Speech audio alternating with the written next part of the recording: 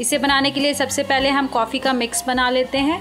तो इसके लिए हमने लिया है आधा कप दूध और दूध में हम डालते हैं कॉफ़ी पाउडर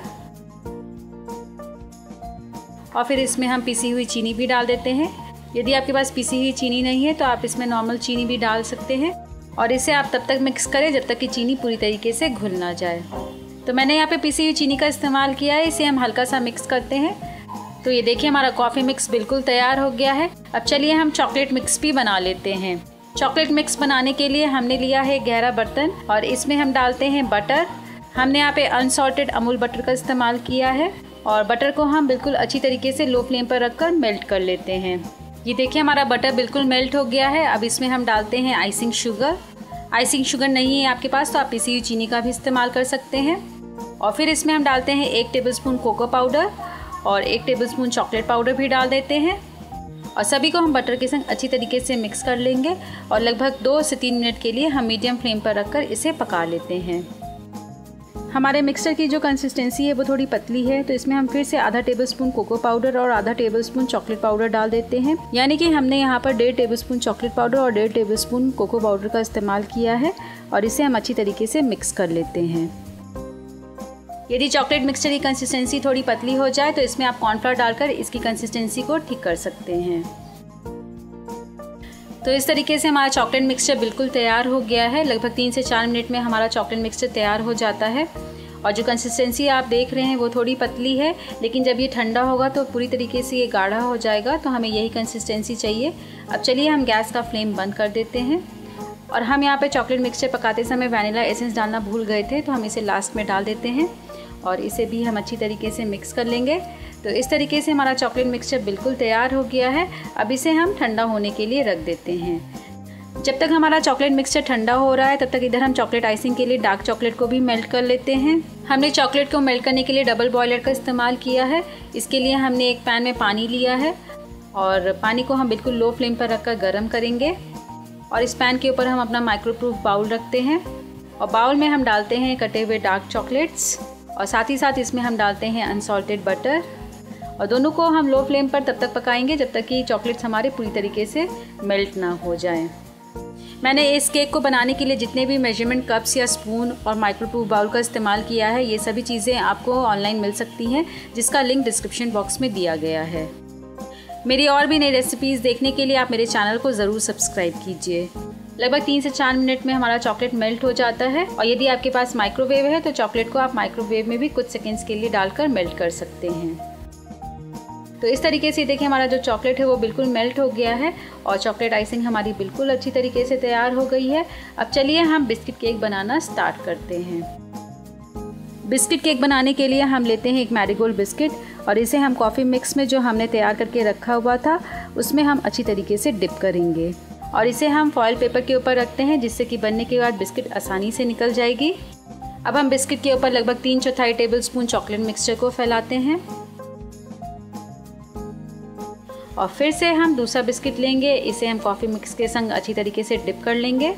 बिस्किट को हम दूध में अच्छी तरीके से डिप कर लेंगे जिससे कि बिस्किट बनने के बाद बिल्कुल सॉफ्ट हो जाएगी और चॉकलेट मिक्सचर के ऊपर हम बिस्किट को रखेंगे और हाथ से हल्का सा प्रेस कर लेंगे और फिर से हम बिस्किट के ऊपर चॉकलेट मिक्सचर को फैलाएंगे और सेम वही तरीके से हम फिर से एक और बिस्किट लेते हैं और इसे हम कॉफ़ी मिक्स में अच्छी तरीके से डिप कर लेंगे और सेम वही तरीके से हम इसे चॉकलेट मिक्सचर के ऊपर अच्छी तरीके से रखेंगे।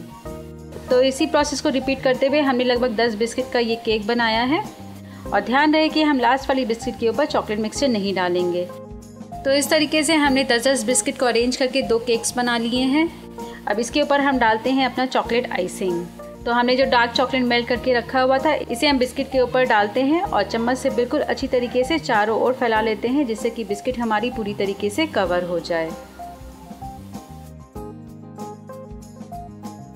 तो इस तरीके से हमने बिस्किट को डार्क चॉकलेट आइसिंग से पूरी तरीके से कवर कर लिया है और इसे और भी डेकोरेटिव बनाने के लिए हम इसके ऊपर डालते हैं थोड़े से चॉकलेट स्प्रिंकल्स और कलरफुल स्प्रिंकल्स का भी मैंने इस्तेमाल किया है और आप चाहें तो इसे कैसे भी डेकोरेट कर सकते हैं।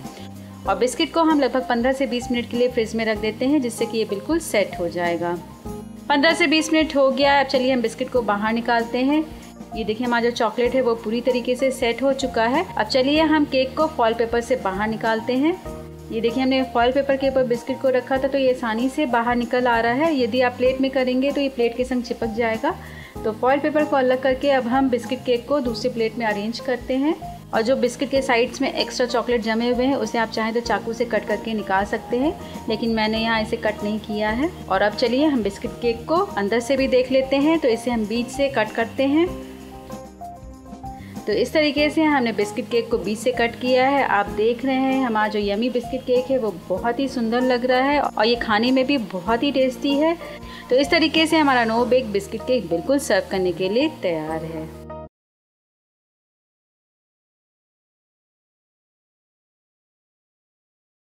चॉकलेट केक बनाने के लिए सबसे पहले हमें चॉकलेट का बेस तैयार करना है। तो इसके लिए हम ये डाइजेस्टिव बिस्किट्स लेते हैं और इसे हम मिक्सर में डालकर बिल्कुल पाउडर होने तक ब्लेंड कर लेंगे।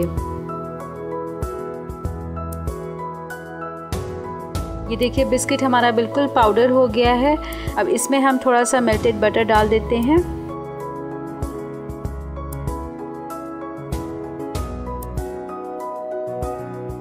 और बटर डालकर इसे अच्छी तरीके से मिक्स कर लीजिए।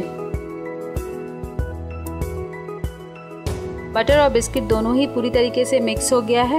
चलिए अब हम चॉकलेट का बेस बनाते हैं। तो चॉकलेट का बेस बनाने के लिए सबसे पहले हम 10 इंच का स्प्रिंग फर्म पैन लेंगे और इसमें अब हम बिस्किट का मिक्सचर डाल देते हैं।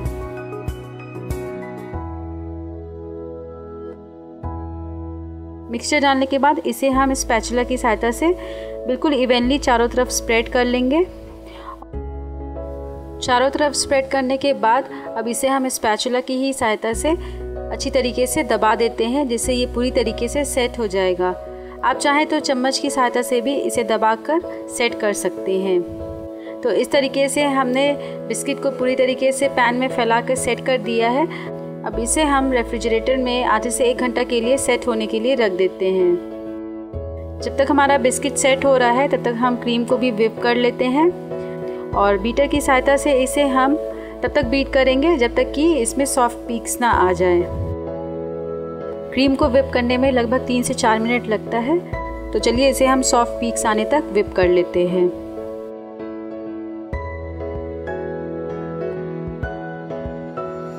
ये देखिए हमारा क्रीम बिल्कुल तैयार हो गया है और इसमें बिल्कुल सॉफ्ट पीक्स बन गए हैं। अब हम चॉकलेट का मिक्सचर भी तैयार कर लेते हैं।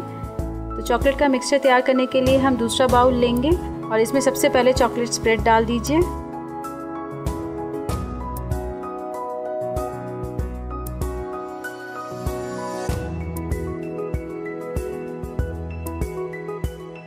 चॉकलेट स्प्रेड को बाउल में डालने के बाद अब इसमें हम आधा व्हिप क्रीम डाल देते हैं और आधा व्हिप क्रीम को हम लेयर बनाने के लिए रख देंगे।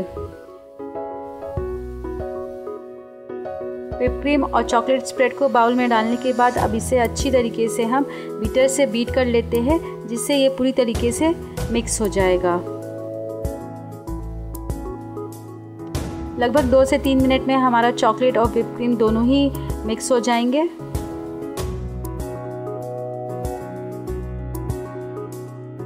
ये देखिए हमारा चॉकलेट क्रीम भी तैयार हो गया है और एक बार इसके किनारों को भी हम स्पैचुला की सहायता से मिक्स कर लेते हैं।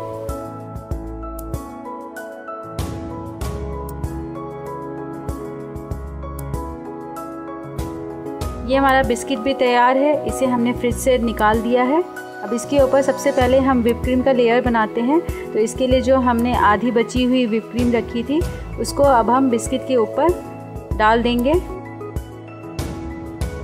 और इस तरीके से चम्मच की सहायता से हम चारों तरफ फैला देंगे।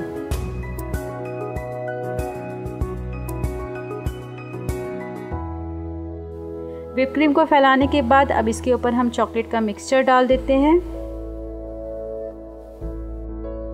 और इसे हम हल्का सा टैप कर लेंगे और स्पैचुला की सहायता से इसे भी हम चारों तरफ अच्छी तरीके से फैला देंगे।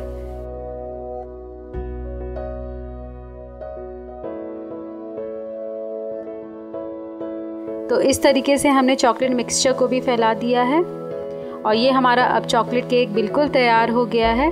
और चलिए इसे अब हम गार्निश करते हैं। तो गार्निश करने के लिए हमने मेल्टेड डार्क चॉकलेट लिया है और इसके ऊपर हम फोक की सहायता से इस तरीके से स्प्रेड कर देंगे। आप अपनी इच्छानुसार किसी भी तरीके से गार्निश कर सकते हैं। अब इसे हमें सेट करना है, तो हम लगभग 4 से 6 घंटा के लिए फ्रिज में रख देते हैं, या आप चाहें तो केक को पूरी रात भी फ्रिज में रखकर सेट कर सकते हैं। हमने केक को पूरी रात सेट होने रख दिया था। ये देखिए हमारा केक अब तैयार है। अब चलिए इसे हम निकालते हैं। ये देखिए केक हमारा पूरी तरीके से सेट हो गया है और ये देखने में भी बहुत ही सुंदर लग रहा है। चलिए अब हम इसे कट करते हैं और इसे आप मन चाहे स्लाइसेस में कट करके सर्व कर सकते हैं।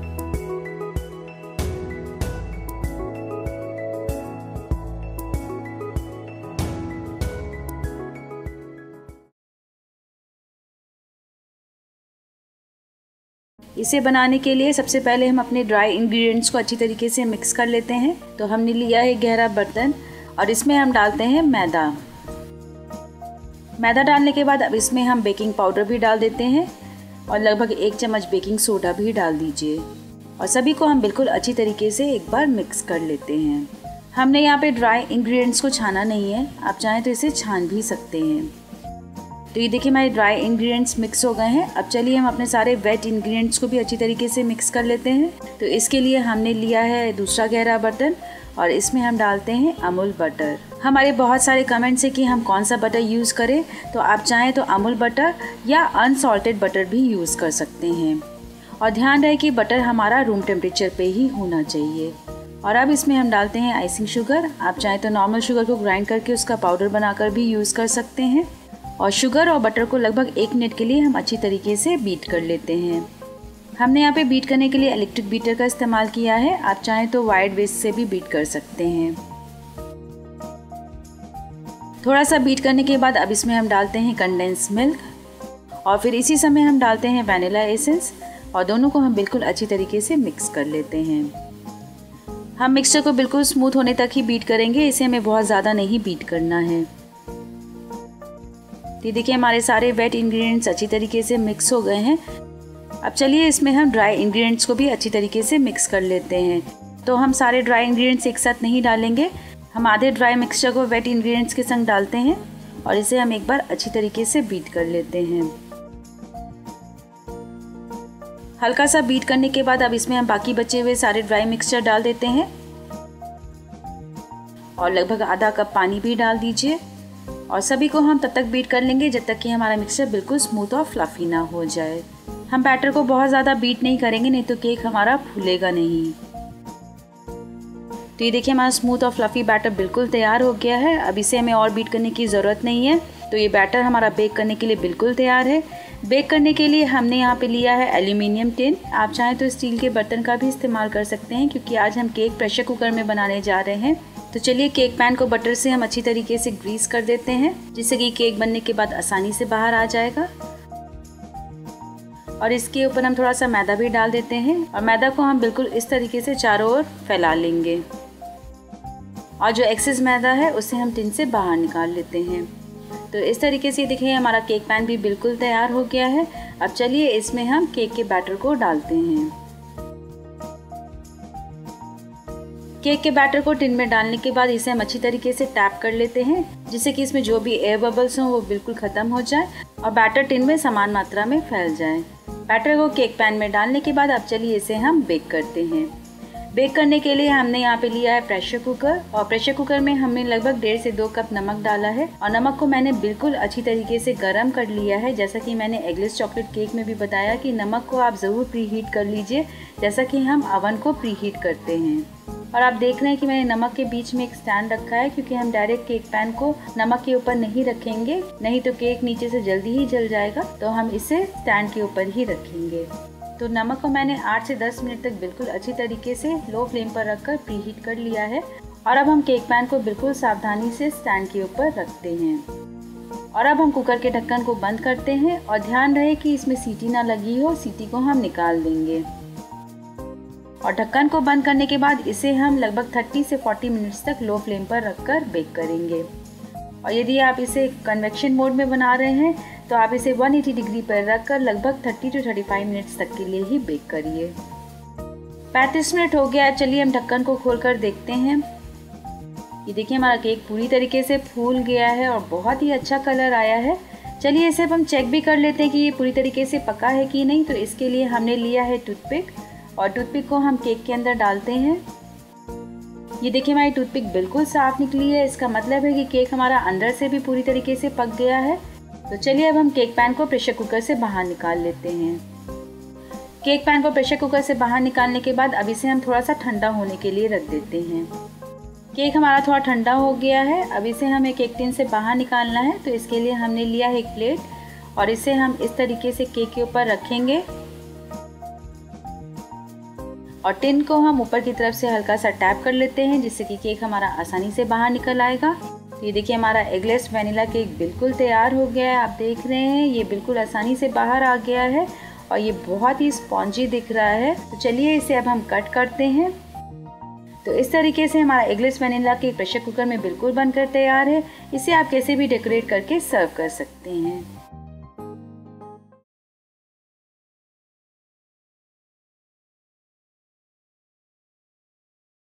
इसके लिए सबसे पहले हमें लेना है गहरा बर्तन और इसमें अब हम डालेंगे सूजी।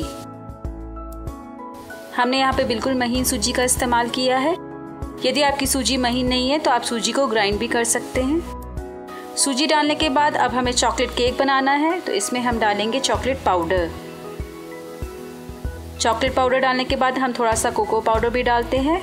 चॉकलेट और कोको पाउडर की मात्रा को आप अपने स्वाद के अनुसार ज़्यादा कम कर सकते हैं, जैसा खाना आप पसंद करते हैं।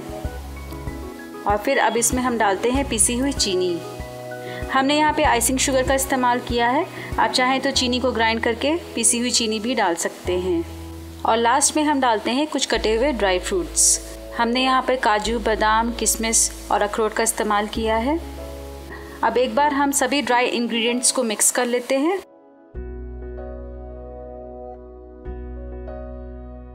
ये देखिए हमारे सारे इंग्रेडिएंट्स अच्छी तरीके से मिक्स हो गए हैं। अब इसमें हम डालते हैं दही। दही डालने के बाद अब इसमें हम वेजिटेबल ऑयल डाल देते हैं। आप चाहें तो मेल्टेड बटर या घी का भी इस्तेमाल कर सकते हैं। तेल डालने के बाद अब इसमें हम डालते हैं थोड़े से इलायची पाउडर और चुटकी भर नमक डालते हैं और फिर इसे हम अच्छी तरीके से एक बार मिक्स कर लेंगे। ये देखिए हमारा जो बैटर है वो काफ़ी थिक है। तो इसमें अब हम दूध डाल देते हैं। हमने पूरे दूध का इस्तेमाल नहीं किया है। इस समय हम आधा दूध डालेंगे और आधा दूध हम बाद में डालेंगे। तो दूध डालने के बाद अब इसे हम अच्छी तरीके से मिक्स करें, जिससे इसमें कोई गांठ ना रहे। ये देखिए हमारा बैटर बिल्कुल तैयार हो गया है। अब इसे हम ढककर 15 मिनट के लिए रख देते हैं। 15 मिनट हो गया है। अब चलिए हम बैटर को देखते हैं। ये देखिए हमारा बैटर काफ़ी थिक हो गया है और सूजी भी फूल गई है। तो इस समय हम बाकी बचे हुए दूध भी डाल देते हैं। दूध को हम एक साथ नहीं डालेंगे, हमें धीरे धीरे करते हुए दूध डालना है। यदि हम एक साथ दूध का इस्तेमाल करेंगे तो हमारा बैटर काफ़ी पतला भी हो सकता है। दूध की मात्रा हमारे बैटर के थिकनेस पे भी डिपेंड करती है। यदि बैटर काफ़ी थिक है तो दूध हम थोड़ा ज़्यादा लेंगे और बैटर अगर हमारा ठीक है तो उस हिसाब से हम दूध की मात्रा को एडजस्ट कर लेंगे। अब धीरे धीरे करके हम दूध डालते हुए बैटर तैयार कर लेंगे। दूध अच्छी तरीके से मिक्स हो गया है। एक बार चलिए हम बैटर को टेस्ट करके देखते हैं कि चीनी हमारी परफेक्ट है कि नहीं। चीनी थोड़ी कम लग रही है, तो इस समय हम थोड़ा सा चीनी और डाल देते हैं और चीनी को भी हम अच्छी तरीके से मिक्स कर लेंगे।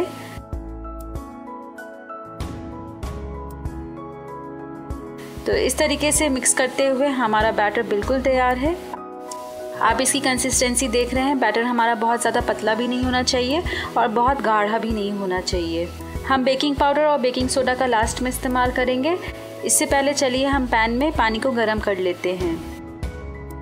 आज हम चॉकलेट सेमोलिना केक कुकर में बनाने जा रहे हैं। तो हमने ये प्रेशर कुकर लिया है और इसके बीच में हमने इस तरीके से एक स्टैंड रखा है और इसमें लगभग हम 2.5 गिलास पानी डाल देते हैं। स्टैंड के ऊपर एक छोटा गहरा प्लेट रखते हैं और इस प्लेट के अंदर भी हम पानी डाल देंगे और अब हम पानी को गर्म होने देते हैं। इसके लिए हम प्रेशर कुकर के ढक्कन को ऊपर से इस तरीके से ढक देते हैं। जब तक हमारा पानी गर्म हो रहा है तब तक हम सोडा और बेकिंग पाउडर भी मिला देते हैं। तो हमने सोडा लिया है और बेकिंग पाउडर भी डाल दीजिए और दोनों को हम बैटर के संग अच्छी तरीके से मिक्स कर लेंगे।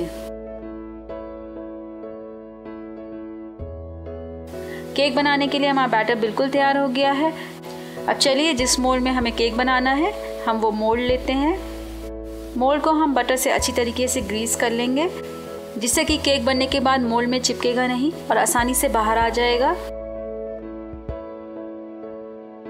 ग्रीस करने के बाद अब इसमें हम केक का बैटर डाल देंगे। बैटर डालने के बाद अब हम मोल्ड को अच्छी तरीके से टैप कर लेते हैं जिससे कि इसमें कोई एयर बबल्स ना रहे और ये बिल्कुल समान मात्रा में फैल जाए। हल्का सा टैप करने के बाद अब इसे हम मनचाहे ड्राई फ्रूट से ऊपर की तरफ से डेकोरेट कर देते हैं। अब चलिए इसे हम प्रेशर कुकर में पकाते हैं। ये देखिए हमारा पानी भी बिल्कुल गर्म हो गया है। अब हम केक पैन को प्रेशर कुकर में रखते हैं।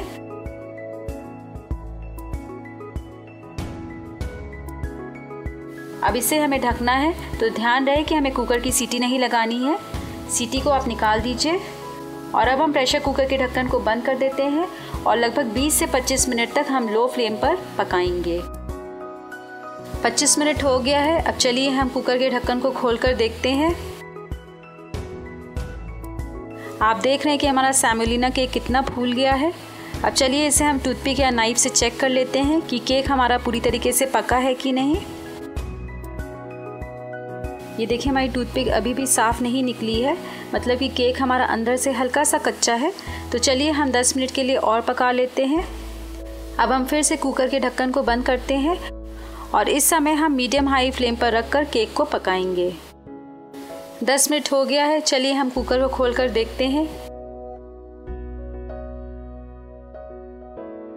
ये देखिए हमारा केक पक गया है, लेकिन चलिए हम ये अंदर से पूरी तरीके से पका है कि नहीं इसे भी चेक कर लेते हैं। तो इसके लिए हमने टूथपिक को केक के अंदर डाला है।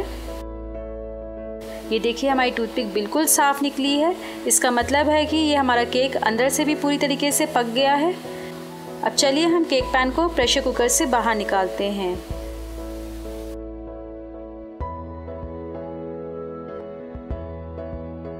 केक पैन को प्रेशर कुकर से बाहर निकालने के बाद अब हमें केक को अनमोल्ड करना है, तो इससे पहले हम इसे बिल्कुल ठंडा कर लेते हैं। हमारा केक ठंडा हो गया है। अब चलिए इसे हमें अनमोल्ड करना है, तो इसके लिए पहले हम इसके साइड्स को स्क्रैच कर लेते हैं और इसके ऊपर अब हम एक प्लेट रखेंगे और इसे अब हम उल्टा करके इस तरीके से हम केक पैन से बाहर निकाल लेंगे।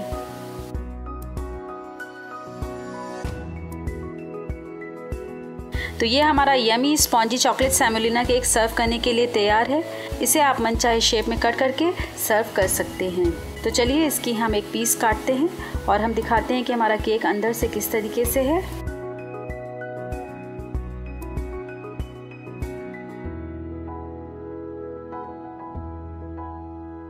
ये देखिए हमारा यमी स्पॉन्जी केक बिल्कुल सॉफ्ट बना है। तो इस तरीके से हमने एक पीस कट किया है और इसी तरीके से आप बाकी पीसेस भी कट करके इसे सर्व कर सकते हैं।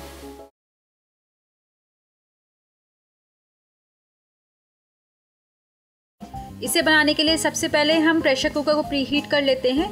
जैसा कि हम अवन में केक बनाने से पहले अवन को प्रीहीट करते हैं, सेम वही तरीके से हमें प्रेशर कुकर को भी प्रीहीट करना है। तो इसके लिए हम प्रेशर कुकर में डालते हैं नमक। हमने यहाँ पे नमक का इस्तेमाल किया है, आप चाहें तो यहाँ पे बालू का भी इस्तेमाल कर सकते हैं। और प्रेशर कुकर को अब हम ऊपर की तरफ से ऐसे ही कवर कर देते हैं, हमें इसे पूरी तरीके से क्लोज नहीं करना है और मीडियम लो फ्लेम पर रखकर इसे हम प्रीहीट कर लेते हैं। जब तक हमारा प्रेशर कुकर हीट हो रहा है तब तक इधर हम केक का बैटर भी बना लेते हैं। तो इसके लिए हम लेते हैं गहरा बर्तन और इसमें हम सबसे पहले अपने सारे ड्राई इंग्रेडिएंट्स को अच्छी तरीके से मिक्स कर लेंगे। तो सबसे पहले इसमें हम डालते हैं 1 कप मैदा और हम बनाने जा रहे हैं चॉकलेट केक, तो इसमें हम डालते हैं कोको पाउडर और चॉकलेट पाउडर भी डाल दीजिए। और फिर इसमें हम डालते हैं बेकिंग सोडा और बेकिंग पाउडर भी डाल दीजिए और सभी ड्राई इंग्रेडिएंट्स को अच्छी तरीके से अब हम मिक्स कर लेते हैं। तो देखिए इस तरीके से मिक्स करते हुए हमारा ड्राई इंग्रेडिएंट्स बिल्कुल तैयार हो गया है। अब चलिए हम सारे वेट इंग्रेडिएंट्स को भी अच्छी तरीके से मिक्स कर लेते हैं। तो इसके लिए हमने लिया है दूसरा गहरा बर्तन और इसमें हम डालते हैं बटर और बटर को हम लगभग 5 से 10 सेकंड तक थोड़ा सा बीट कर लेते हैं। ध्यान रहे कि हमारा बटर बिल्कुल रूम टेम्परेचर पे होना चाहिए। यदि आपका बटर फ्रिज में है तो इसे आप आधे घंटे पहले ही बाहर निकाल के रख दीजिए। बटर को बीट करने के बाद अब इसमें हम डालते हैं आइसिंग शुगर और इसे भी हम एक बार बटर के संग अच्छी तरीके से मिक्स कर लेते हैं। लगभग हम 10 से 15 सेकंड तक इसे बटर के संग अच्छी तरीके से बीट कर लेंगे। और फिर अब इसमें हम डालते हैं कंडेंस मिल्क और इसे भी हम अच्छी तरीके से एक बार मिक्स कर लेते हैं। तो इस तरीके से देखिए हमारे वेट इंग्रेडिएंट्स बिल्कुल तैयार हो गए हैं। अब इसमें हम डालते हैं अपने सारे ड्राई इंग्रेडिएंट्स। तो हमने जो मैदा का मिक्सचर बनाया है इसका आधा पोर्शन हम वेट इंग्रेडिएंट्स के संग डालते हैं और इसे बिल्कुल अच्छी तरीके से बीट कर लेते हैं जिससे कि इसमें बिल्कुल लम्प्स ना रहे।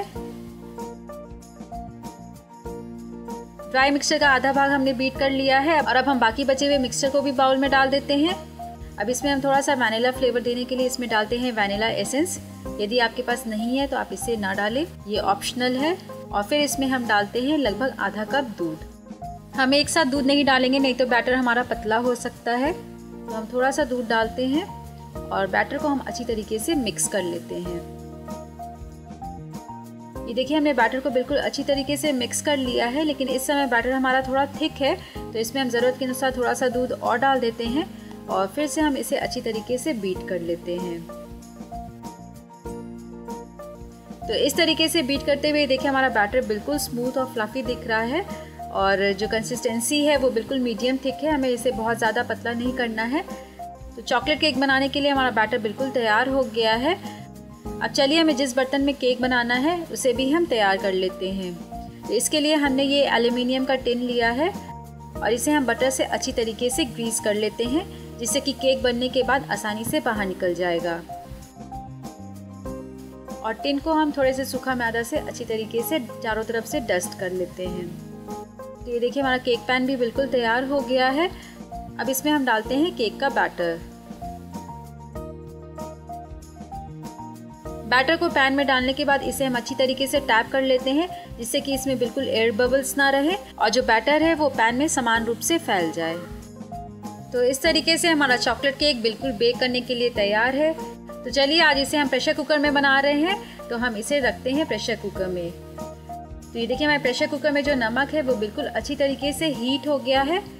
अब इसमें हमें केक पैन रखना है, तो इसमें हम डायरेक्टली केक पैन नहीं रखेंगे, हम प्रेशर कुकर के बीच में नमक के ऊपर स्टैंड रखेंगे और स्टैंड के ऊपर हम केक टिन को रखते हैं।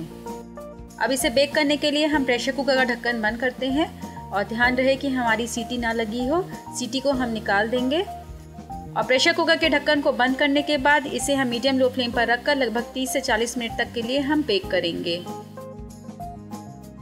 40 मिनट हो गए हैं। अब चलिए हम प्रेशर कुकर के ढक्कन को खोलकर देखते हैं कि केक हमारा बेक हुआ है कि नहीं। ये देखिए केक हमारा पूरी तरीके से फूल गया है, लेकिन ये अंदर से भी पूरी तरीके से बेक हुआ है कि नहीं इसे भी हम चेक कर लेते हैं।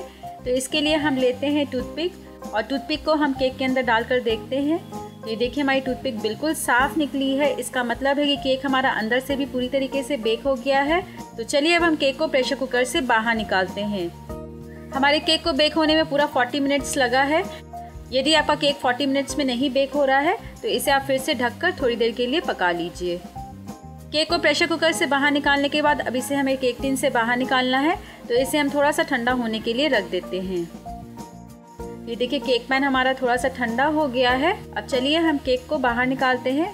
तो इसके लिए सबसे पहले हम इसके साइड्स को स्क्रैच कर लेते हैं और फिर हम लेते हैं एक प्लेट और प्लेट को हम केक टिन के ऊपर रखेंगे और इस तरीके से हम टिन को ऊपर की तरफ से थोड़ा सा टैप कर लेंगे और केक को हम पैन से बाहर निकालेंगे। तो देखिए हमारा बिल्कुल spongy fluffy chocolate cake pressure cooker में बिल्कुल तैयार है। अब चलिए इसकी हम थोड़ी आइसिंग कर लेते हैं जिससे ये और भी टेस्टी और यमी लगेगा। तो इसके लिए हमने लिया है डार्क चॉकलेट। डार्क चॉकलेट आपको मार्केट में आसानी से मिल जाएगा और हमने लिया है 3/4 कप हैवी व्हिपिंग क्रीम और दोनों को हम लगभग कुछ सेकंड्स के लिए माइक्रोवेव कर लेते हैं। हमें व्हिपिंग क्रीम को बिल्कुल बॉयल नहीं करना है, इसे माइक्रोवेव में हम बिल्कुल हल्का गर्म करेंगे। तो ये देखिए हमने चॉकलेट और व्हिपिंग क्रीम को लगभग 15 से 20 सेकंड तक माइक्रोवेव कर लिया है और इसे अब हम वायर्ड विस्क से अच्छी तरीके से मिक्स कर लेते हैं जिससे कि ये बिल्कुल स्मूथ और फ्लफी हो जाएगा। यदि आपका चॉकलेट पूरी तरीके से मेल्ट नहीं हुआ है तो इसे आप कुछ सेकंड्स के लिए फिर से माइक्रोवेव कर सकते हैं। तो इस तरीके से ये देखिए हमारा चॉकलेट गनाश बिल्कुल तैयार हो गया है। और इसे केक के ऊपर डालने से पहले इसे हल्का सा हम ठंडा होने के लिए रख देते हैं। केक की आइसिंग करने के लिए हमने लिया है वायर्ड रैक और इसके नीचे हमने एक प्लेट रखा है जिसमें हम एक्स्ट्रा गनाश को कलेक्ट कर लेंगे। और अब हम वायर्ड रैक के ऊपर रखते हैं एगलेस चॉकलेट केक और इसके ऊपर हमने जो चॉकलेट गनाश बनाया है उसे डालते हैं। चॉकलेट गनाश को हम केक के ऊपर अच्छी तरीके से डालेंगे जिससे कि ये चारों ओर से समान मात्रा में फैल जाए। तो इस तरीके से हमने चॉकलेट गनाश को केक के ऊपर ये देखिए फैला दिया है और जो एक्सेस चॉकलेट गनाश है वो मैंने प्लेट में इकट्ठा कर लिया है। और अब इसे और भी चॉकलेटी बनाने के लिए इसे हम थोड़े से चोको चिप्स से डेकोरेट कर देते हैं। और चॉकलेट केक को हम आधे घंटे के लिए ऐसे ही रख देते हैं जिससे कि केक पूरी तरीके से सेट हो जाएगा। चलिए फ्रेंड्स, अब हम केक को पीसेस में कट कर लेते हैं। आप देख रहे हैं केक हमारा बहुत ही फ्लफी और स्पॉन्जी लग रहा है। और ये देखिए हमने इस तरीके से एक पीस में कट कर लिया है। ये बहुत ही सॉफ्ट बना है और ये देखने में भी बहुत ही सुंदर लग रहा है। तो इस तरीके से आप eggless chocolate cake pressure cooker में आसानी से बना सकते हैं। और ये हमारा एगलेस चॉकलेट केक बिल्कुल सर्व करने के लिए तैयार है।